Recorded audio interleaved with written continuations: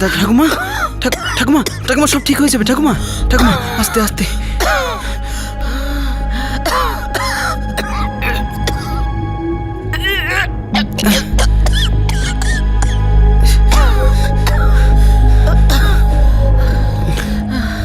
সামনে কাকিমা, সামনে সামনে সামনে সামনে, সাবধানে। হ্যাঁ কাকিমা, ওই সামনে অটো আছে, ওখানে আস্তে, সাবধানে সাবধানে আস্তে, কাকিমা, সাবধানে। এসো এসো এসো, সাবধানে আস্তে সাবধানে ঠাকুমা, কাকিমা, ওঠো ওঠো ওঠো, সাবধানে। ধরছি। এই তো এই তো এই তো, এই যে ঠিক আস্তে। আছে ঠিক আছে ঠিক আস্তে আছে। আস্তে ঠাকুমা। হ্যাঁ একদম সাবধানে। দীপক দাদা, হ্যাঁ। তুমি মা আর বাবাকে খবর দিয়ে দেবে? হ্যাঁ হ্যাঁ, আমি ওনাদের বলে দেবো, তুই একদম চিন্তা করিস না, তুই শিগগিরই হাসপাতালে ঠিক পৌঁছো। আছে ঠিক আছে, চলো চলো।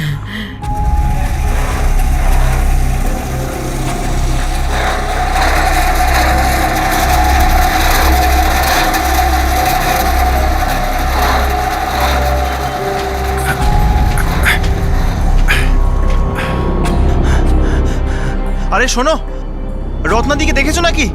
ও রত্নাদি! আরে রত্নাদি, গোপালের ঠাকুমার শরীর খুব খারাপ হয়ে গেছে। গোপাল ওনাকে নিয়ে হাসপাতালে গেছে। হে ভগবান! আরে ও গোপালের বাবা! গোপালের বাবা! কি হয়েছে? আরে মায়ের শরীর আবার খারাপ হয়েছে। গোপাল তো হাসপাতালে নিয়ে গেছে। হে ভগবান, আবার হাসপাতালে?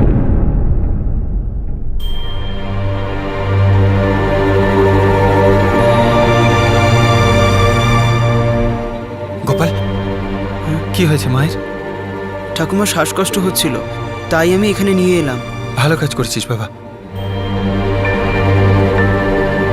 এখন কেমন আছে মা? আগের থেকে তো ঠিক আছে, এই সবেমাত্র ঘুমোলো।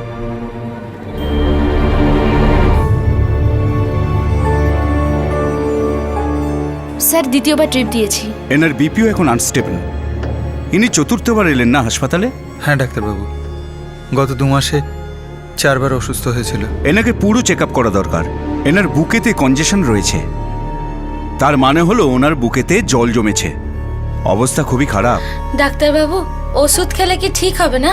এবারের জন্য আমি ওষুধ লিখে দিচ্ছি, কিন্তু এনার অবস্থা এমন নয় যে বারবার ওনাকে হাসপাতালে নিয়ে আসা যাবে। আমি বলছি যে ওনাকে এখানে অ্যাডমিট করিয়ে দিন আর সমস্ত চেক আপ করিয়ে নিন।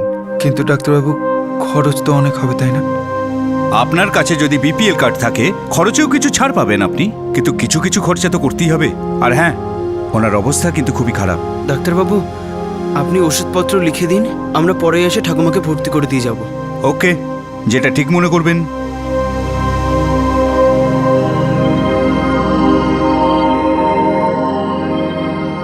হাসপাতালের দরজা সবাইকে সংকেত দেয় যে খরচা বিশাল হতে চলেছে।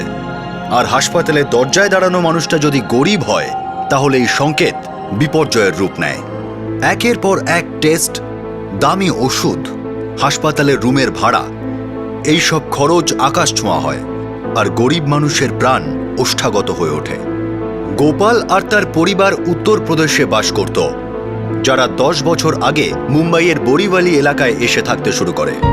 গোপালের মা বাবা একটা বিল্ডিং কনস্ট্রাকশন সাইটে কাজ করতেন, আর 17 বছরের গোপাল স্থানীয় মিউনিসিপ্যাল স্কুলে পড়াশোনা করত। গোপালের বাবা রঘুরাম তার অসুস্থ মায়ের চিকিৎসা করাবার জন্যে তাকে গ্রাম থেকে মুম্বাইতে নিয়ে আসে। চিকিৎসার খরচ এই মজুর দম্পতির কোমর ভেঙে দিচ্ছিল। পরিস্থিতি দিন দিন আরও খারাপ হয়ে যাচ্ছিল। 12 জানুয়ারি 2012, বরিওয়ালি, মুম্বাই।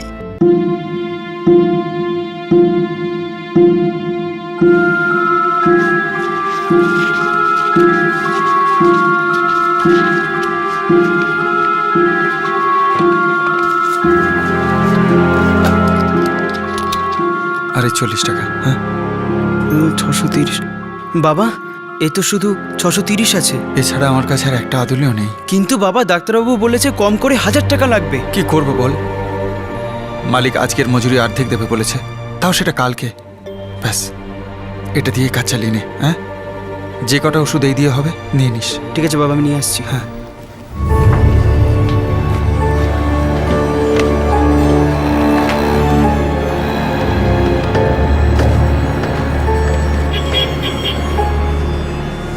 $1,755 টাকা। 1755 টাকা? হ্যাঁ, একদম ঠিকঠাকই তো আছে।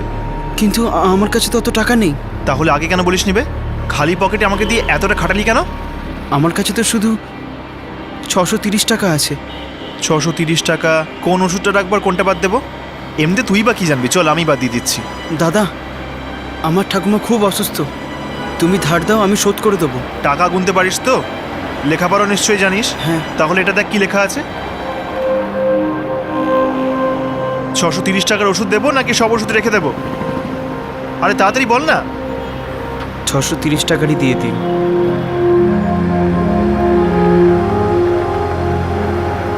এই মোহন, এই সব ওষুধ ভেতরে রেখে দে।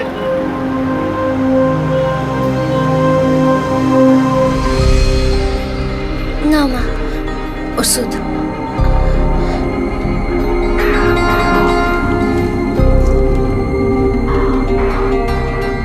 বাবা, আমি সব ওষুধ আনতে পারিনি। কি আর করা যাবে বাবা, যা আনতে পেরেছিস তাই দিয়েই কাজ চালিয়ে নিতে হবে। বাবা, বাবা, কাল থেকে আমিও কাজ করব, আমাকেও পয়সা কামাতে হবে। না গোপাল, আমরা পয়সার কিছু না কিছু ব্যবস্থা করেই নেব। বাবা, তোমার এখন 12 ক্লাস, আর তুই যদি এখন কাজ করিস তাহলে পড়বি কখন? মা, ঠাকুমার অবস্থা খুবই খারাপ, যদি ঠিকমতো চিকিৎসা না করি তাহলে ঠাকুমা মরে যাবে। তোর ঠাকুমা যদি জানতে পারে যে তুই পড়া ছেড়ে দিয়েছিস, এমনিই মরে যাবে সে। তুই আমার একমাত্র অবলম্বন, লেখাপড়া শিখবি, কিছু হয়ে দেখাবি, তারপর আমরা আরামে থাকবো। দেখ, ঠাকুমার জন্য চিন্তা করিস না, ভগবান আছে না।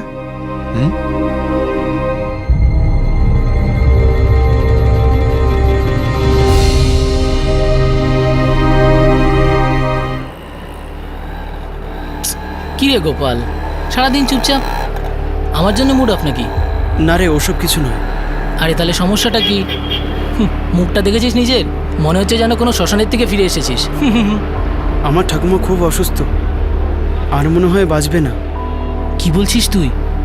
হসপিটালে আছে নাকি? না, হসপিটালের জন্য অত টাকা নেই, আর ওষুধের জন্যও নয়। হ্যাঁ ভাই, এই হসপিটাল আর ওষুধের জন্য প্রচুর খরচা হয় বল। আমার বাবাকেও প্রতি মাসে যেতে হয়, দিদি ইনকাম করে বলে আমাদের চলে যায়, না হলে আমাদের তো হয়ে গেছিল। আমার ঠাকুমার ওষুধের জন্য 1000 টাকা লাগবে।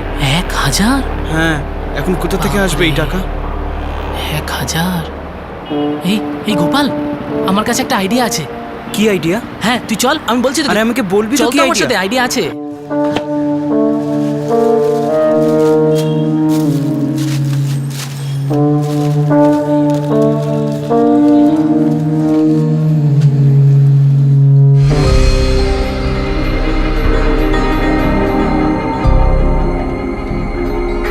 হাজার টাকা পেলি কোথায়?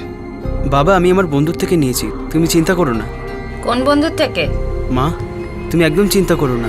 চিন্তা কি করে করব না? পয়সার জন্য কোনো খারাপ কাজ করিসনি তো গোপাল? না মা, আমি কোনো বাজে কাজ করিনি। Welcome to Biten world. How may I assist you? নতুন ফ্ল্যাটের জন্য একটা স্ট্যান্ড ফ্যান আর কুলার নেব। এই পচা গরম থেকে একটু স্বস্তি চাই। বাজার চলতে সব ব্র্যান্ড আর ভরসাযোগ্য নয়। তার জন্য তো আমাদের ফ্যান আছে, all purpose bullet table fan, ceiling fan. আমাদের সিলিং ফ্যান কিন্তু 30 মাসের ওয়ারেন্টি সহ পাওয়া যায়। আছে ফারাটা 2 বছরের ওয়ারেন্টি, 17 থেকে 20 মিটার এয়ার ফ্লো। মধ্যবিত্তের সাধ্যের মধ্যে একমাত্র ভরসাযোগ্য ব্র্যান্ড বিটেন। আমাদের কুলারের কিন্তু অনেক range, 45 litres, 50 litres, 70 litres, 90 litres, 110 litres. Honeycomb সহযোগে বিটেনের সব কুলারের ওয়ারেন্টি 1 বছর। চেনা হাওয়ায় অচেনা অনুভূতির জন্য একমাত্র আদর্শ বিটেন। গরমে স্বস্তি পেতে বিটেনের ফ্যান হোক বা কুলার, আজই আনুন বাড়িতে। Beaten, digitally yours.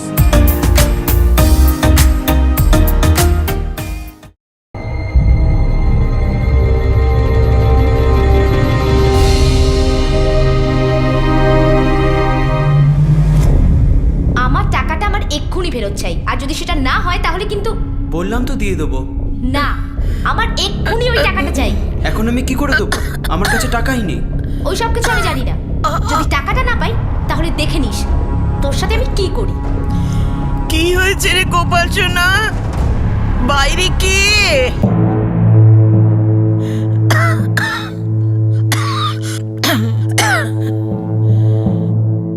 কি হয়েছে রে বাবা?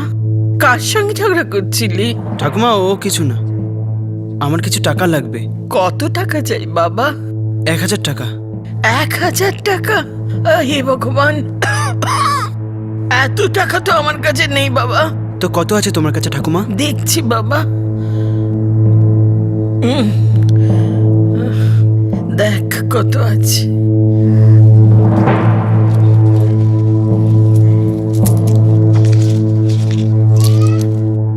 ঠাকুমা, এতে শুধু 123 টাকা আছে। ব্যাস শোনা, এটুকুই আছে আমার কাছে।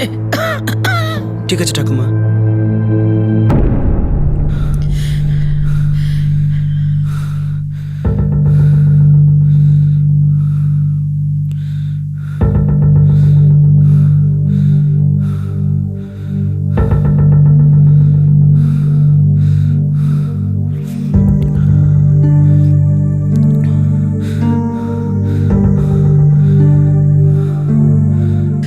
একটা কথা সত্যি বলতো, ওষুধের জন্য টাকা কোথা থেকে এলো?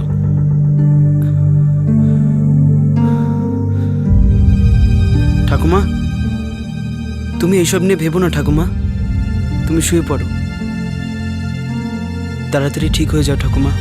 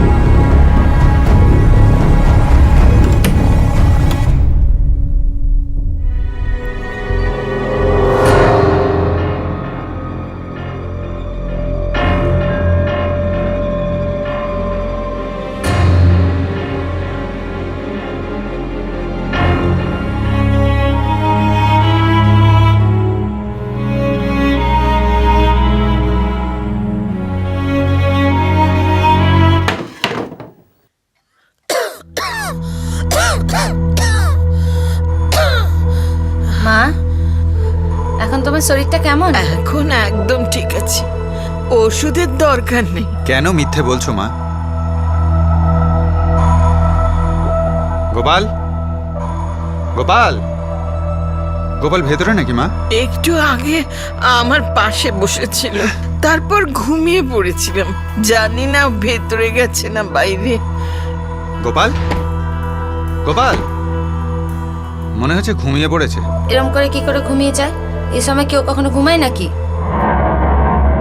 গোপাল, গোপাল, গোপাল, বাবা দরজা খোল বাবা। গোপাল, গোপাল, গোপাল, গোপাল দরজা খোল। দরজা কেন বন্ধ করেছিস? গোপাল, ভেঙে ফেলো না। গোপাল, আরে কি হয়েছে? গোপাল,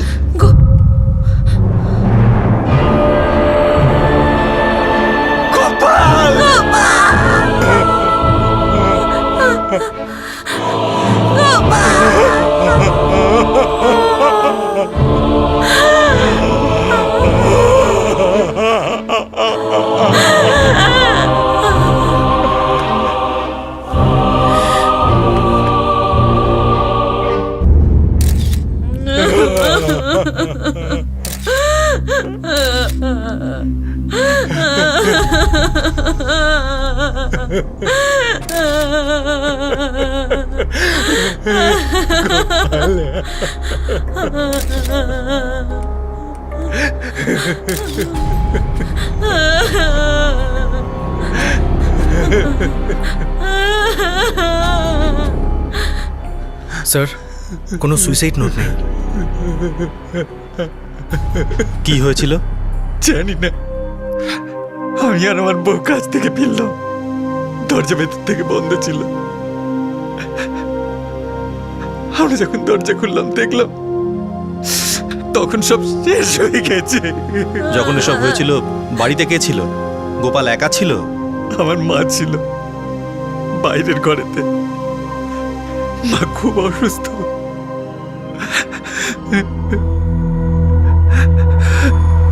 আমার সোনা গোপাল, আমার সোনা গোপাল। একটু শান্ত হন, শান্ত হন। বলতে পারবেন কি হয়েছিল? ও আমার পাশেই বসেছিল, আমার কপালে হাত বোলাচ্ছিল। তারপর আমি ঘুমিয়ে পড়েছিলাম। গোপাল কি কোনো ব্যাপার নিয়ে দুশ্চিন্তায় ছিল? হ্যাঁ ছিল, কিন্তু আমাকে বলেনি। সকালে একটি মেয়ে এসেছিল, ও পয়সা চাইছিল।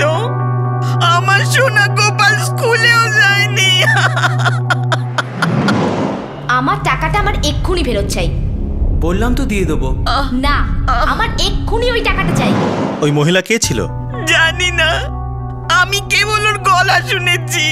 আমি তো এই বিছনা ছেড়ে উঠতেও পারি না। আমার সোনা গোপাল। টাকা পয়সার ব্যাপারটা কি? গোপাল কোথা থেকে 1000 টাকা নিয়ে এসেছিল ও ঠাকুমার ওষুধ কেনার জন্য। আমরা ওকে অনেক জিজ্ঞেস করেছিলাম টাকা কোথায় পেলি, ও কিছু বলছিল না। আর এটাও বলেনি যে ও সমস্যায় ছিল। আমার সোনা, আমার গোপাল। বডি পোস্টমর্টমের জন্য পাঠিয়ে দাও। আরে আরে আরে গোপাল, আরে আমার নয়নের মনেকে কোথায় নিয়ে যাচ্ছ? আরে থামাও, আরে থামাও। আমার সোনা গোপাল। গোপাল পড়াশোনায় খুব ভালো ছিল স্যার। মা বাবা মজদুর হতে পারে, কিন্তু এই ছেলেটা অনেক দূর যেত স্যার। এনারা এই বাড়িতে কত বছর ধরে আছেন? এই বছর 10 হবে। আজ সকালে কারোর সাথে ঝগড়া হয়েছিল গোপালের, কেউ কিছু দেখেছেন? না তো স্যার। এই বাড়ির বাইরে একজন মহিলার সাথে ঝগড়া হয়েছিল টাকা পয়সা নিয়ে। টাকা? হ্যাঁ স্যার, আমি আজ গোপালের সাথে একজন মহিলাকে দেখেছিলাম। কোথায়? সাহেব, ওই হলো আমার সাইকেলের দোকান। আজ সকালে আমি যখন এখানে কাজ করছিলাম তখন দেখলাম যে গোপাল আর একজন মহিলা নিজেদের মধ্যে ঝগড়া করছে।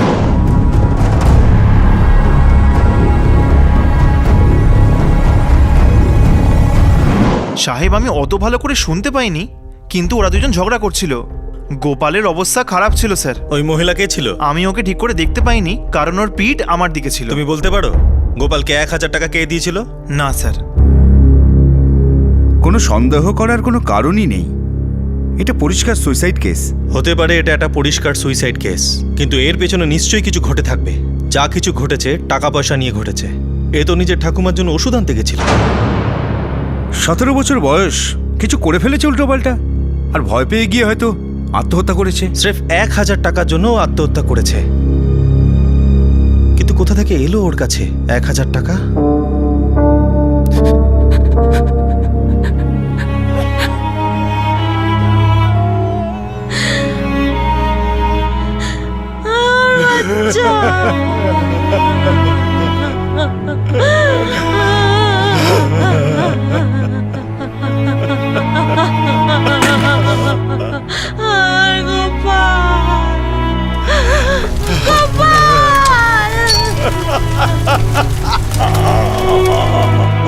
এই বিষয় নিয়ে কোনো দ্বিমত ছিল না যে গোপালের সুইসাইড ওই 1000 টাকার সাথে জড়িয়ে ছিল।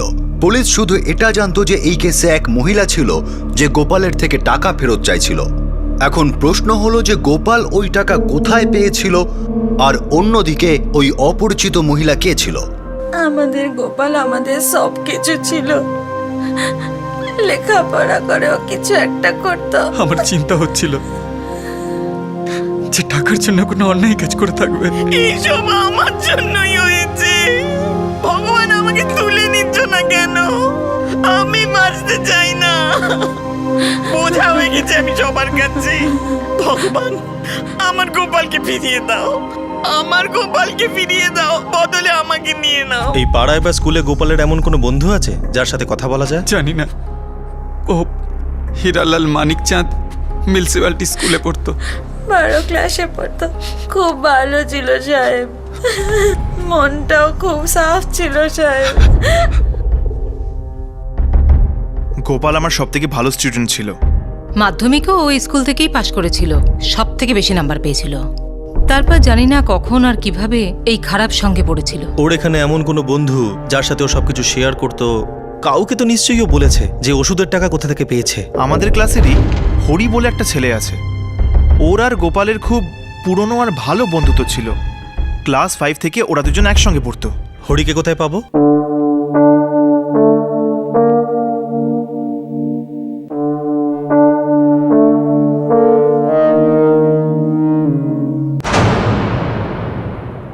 হরি, গোপাল কারোর থেকে 1000 টাকা নিয়েছিল কোনো মহিলার থেকে।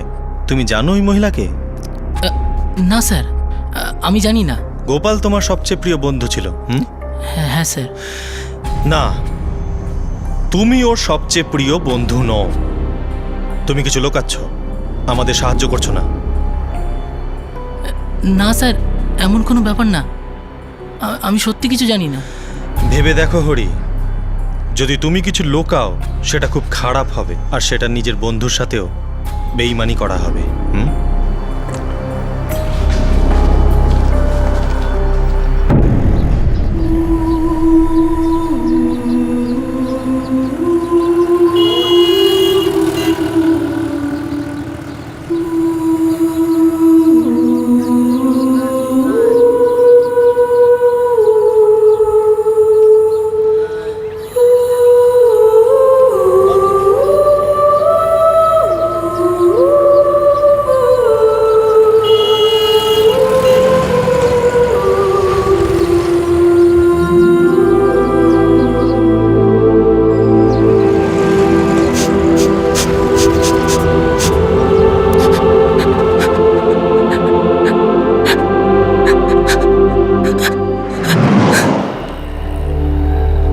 কি রে গোপাল, সারাদিন চুপচাপ?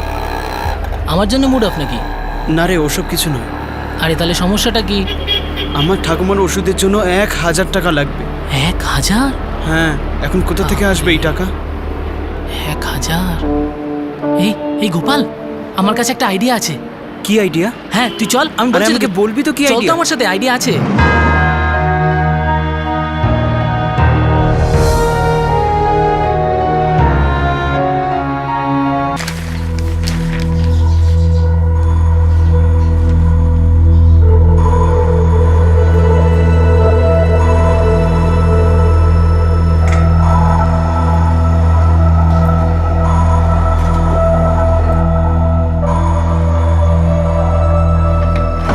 মা, খাবার তৈরি হয়ে গেছে গো? দাঁড়া দাঁড়া, এই হয়েই গেছে।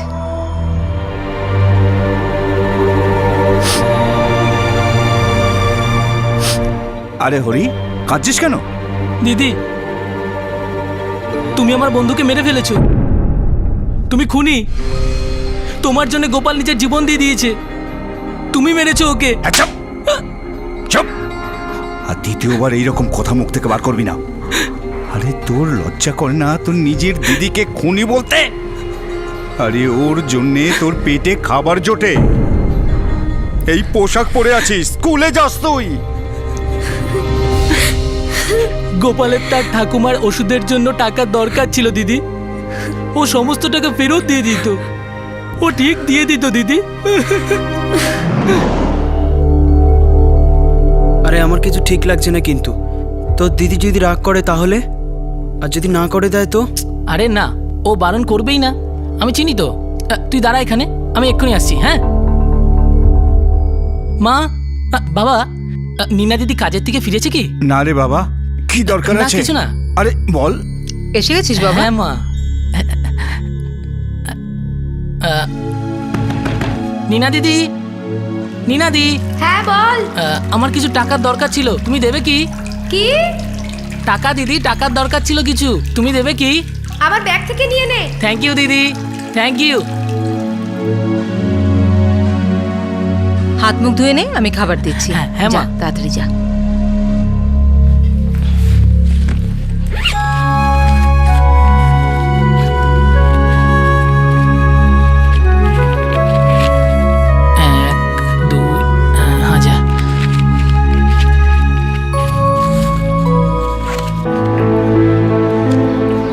হরি, এই টাকা যত তাড়াতাড়ি সম্ভব তোকে ফেরত দিই। আরে তাড়াতাড়ি গিয়ে তুই আগে ওষুধটা কেন, টাকাটা পরে দিস।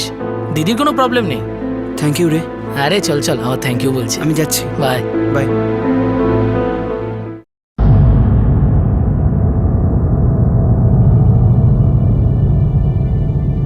নীনা, এ মাসের মাইনে পেয়েছিস? আমাকে সবজি কিনতে যেতে হবে, আর এ মাসের ইলেকট্রিক বিলও দিতে হবে। হ্যাঁ হ্যাঁ, আমি পেয়ে গেছি। আমি তোমায় কাল রাতে দিতে ভুলে গেছি। তাহলে দে তো এখন।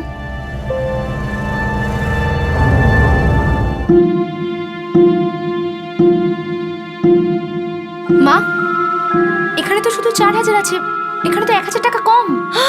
হে ভগবান, তুই এবার কোথাও ফেলে টেলে দিসনি তো? না না মা, দুবার গুনে আমি পার্সে রেখেছিলাম। তাহলে পার্সের মধ্যেই হবে নিশ্চয়ই। তুই ভালো করে দেখেছিস তুই? হ্যাঁ। কোথায় গেল? এখানে কোথাও তো নেই দেখছি। এখন কি করব? সারা মাসের খরচ পড়ে আছে। কাউকে দিসনি তো? না মা। কোথাও কিছু খরচা করেছিস? একটু মনে করে দেখ। হরি হরি হরি, হ্যাঁ দি, কি হয়েছে? তুই কাল আমার পার্সে কত টাকা বের করেছিলি? 1000 দিদি। 1000? আমি তো ভাবলাম তোর 5-10 টাকা দরকার হয়তো। 1000 কেন নিয়েছিস? দে, টাকা ফেরত দে। কিছুদিনের মধ্যেই টাকাটা ফেরত পাবো দিদি। ওগুলো আমার বন্ধু গোপালকে দিয়েছি আমি। ও ঠাকুমার ওষুধ কেনার জন্য দরকার ছিল না, তাই। তো তাই বলে তুই ওকে 1000 টাকা দিয়ে দিলি? দিদি তুমি তো জানো ওষুধের কত দাম, কিন্তু আমি তোমাকে বলছি ও টাকা ফেরত দিয়ে দেবে। আরে চুপ গাধা! আরে আমাদের বাড়িতে কি টাকার গাছ লাগানো আছে? কিন্তু বাবা। হরি, গোপাল 1000 টাকা কি করে ফেরত দেবে? ওর মা বাবা তো বিল্ডিং তৈরির কাজে মজুরি করে। ওনারা আদৌ দুবেলা ঠিক করে খেতে পারেন কিনা সেটা আমরা জানি না। 1000 টাকা কোথা থেকে ফেরত দেবে বল? দিদি ও টাকা নিশ্চয়ই ফেরত দেবে, আমি ওকে চিনি তো। ও টাকাটা ঠিক ফেরত দেবে। চুপ কর।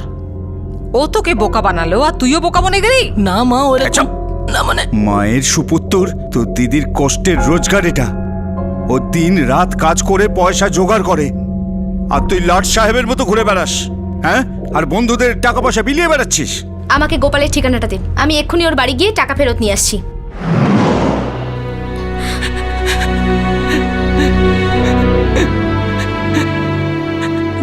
গোপাল সমস্ত টাকা ফেরত দিত দিদি, কিন্তু তুমি ওকে ভয় দেখিয়েছো, ওকে কষ্ট দিয়েছো, আরো নিজের জীবন দিয়ে দিয়েছে। হরি হরি হরি হরি, আমার কথাটা শোন। হরি হরি, শোন আমার কথা। হরি হরি।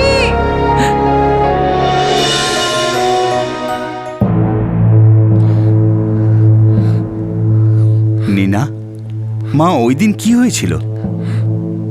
তুমি ওকে কি বলেছিলে?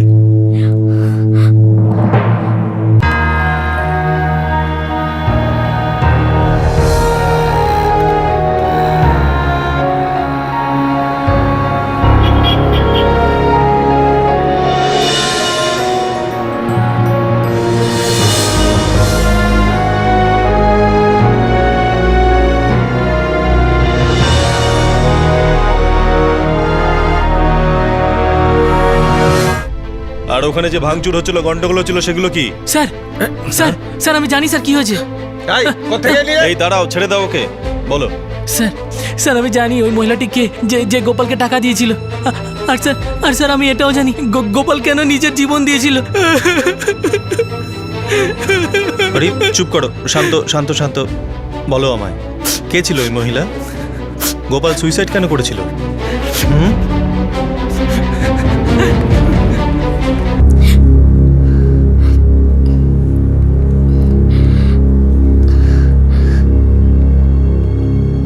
আমাকে পরিষ্কার করে বলো, তুমি গোপালকে ঠিক কি বলেছিলে? আমার তো শুধু আমার টাকাটা ফেরত পাবার ছিল স্যার। আমি জানতাম না যে ও এত বড় একটা কাজ করে ফেলবে। ওর এত খারাপ লেগে যাবে।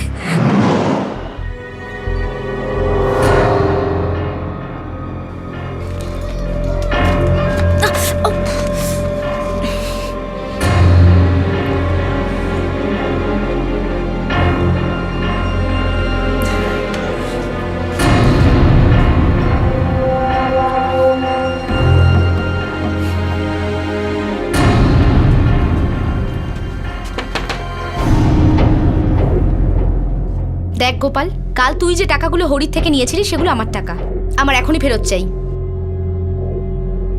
1 মিনিট দিদি, একটু বাইরে চলো। দিদি আমি ওই টাকা তো ঠাকুমার ওষুধে খরচা করে দিয়েছি। মিথ্যে কথা বলছিস? কোন ওষুধ কিনিসনি তুই? ফালতু খরচ করেছিস কোথাও। মাই দিব্যি দিদি, আমি সত্যি বলছি। চুপ কর। আমার টাকাটা আমার এক্ষুনি ফেরত চাই, তা না হলে আমি সোজা পুলিশ স্টেশনে গিয়ে তোর নামে কমপ্লেন করে দেবো, বুঝলি তুই? দিদি এরকম করো না, আমি বললাম তো আমি টাকা দিয়ে দেবো। কি হয়েছে রে গোপাল বাবা? বাইরে কে? দিদি 1 মিনিট, আমি ভিতর থেকে আসছি। ভেতরে গিয়ে আমার টাকাটা নিয়ে আয়, পুরো 1000 টাকা। 500 টাকা দুটো নোট ছিল।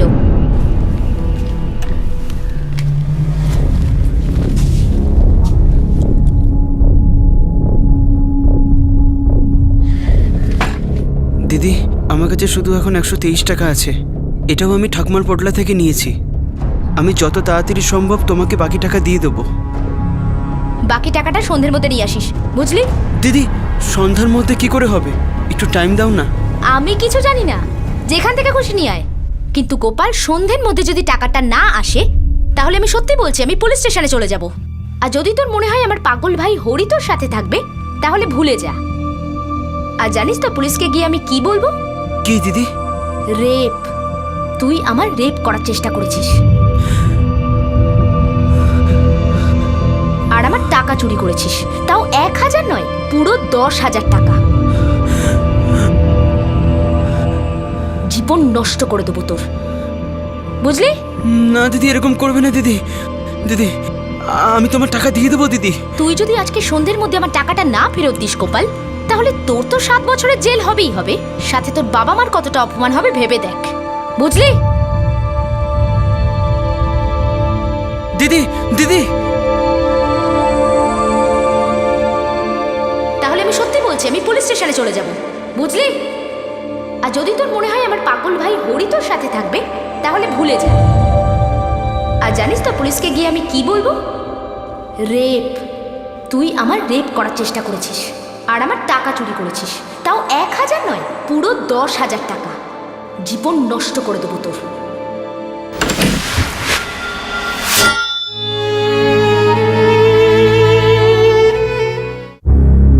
নীনা, তুমি সত্যিই ওই ছেলেটার জীবন নষ্ট করে দিলে।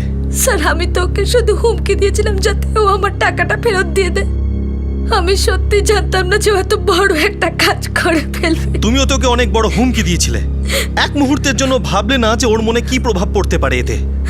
ও খুব ভালো ছেলে ছিল, একজন ভালো স্টুডেন্ট, গরিব বাবা মার একমাত্র সম্বল। শুধু 1000 টাকার জন্য তুমি ওকে এত তাচ্ছিল্য করলে যার জন্য আত্মহত্যা করলো। 1000 টাকা আমার কাছে ওর জীবন মৃত্যুর সমান স্যার। আমাদের পরিবারও খুব গরিব, একটা টাকা খুব মূল্যবান স্যার।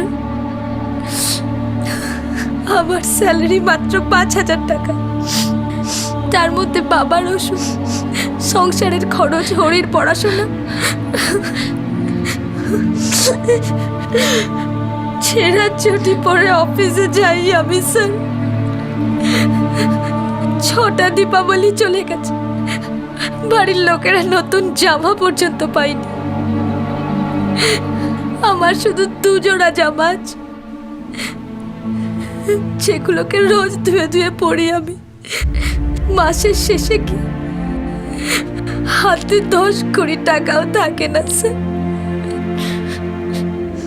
আর আমার ভাই হরি 1000 টাকা বের করে গোপালকে দিয়ে দিয়েছে।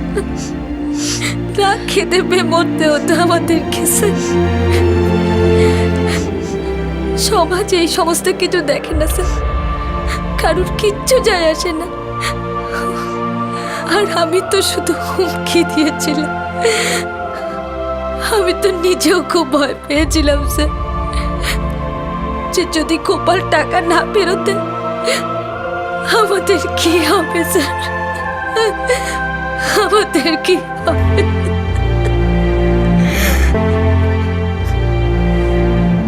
আমার মেয়েকে কোথায় নিয়ে যাচ্ছ, কোথায় নিয়ে যাচ্ছ?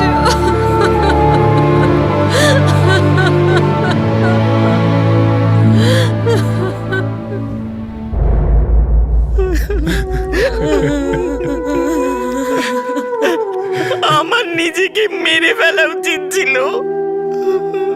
আমি বোঝা হয়ে গেছি সবার। আমার গোপাল আমার জন্য চলে গেল। আমি তোমাদের দুজনের জীবন নষ্ট করে দিলাম। রঘু, আমাকে মাফ করে দিস। রত্না, আমাকে মাফ করে দিও। বেঁচে থাকাটা মৃত্যুর থেকেও কঠিন হয়ে গেল। আমি আর বাঁচতে চাই না।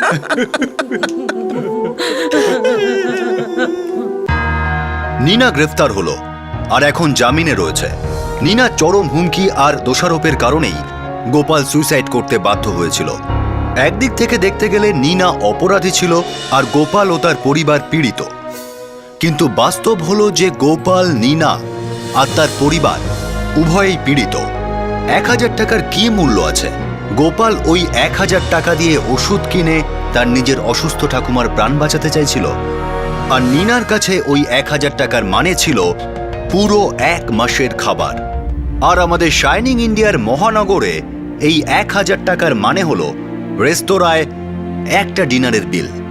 ওষুধ প্রস্তুতকারক কোম্পানিগুলো বহু টাকা কামায়, দেশে একাধিক টপ স্পেশালিটি হাসপাতাল আছে, কিন্তু গোপালের ঠাকুমার মতো লাখ লাখ ভারতীয় চিকিৎসা আর ওষুধ থেকে বঞ্চিত থাকে।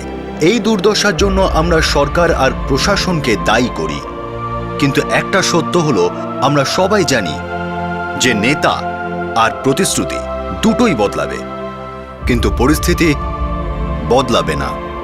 কিন্তু যদি আমরা আমাদের জীবনে সামান্য পরিবর্তন আনি, তাহলে অনেক জীবন বাঁচতে পারে।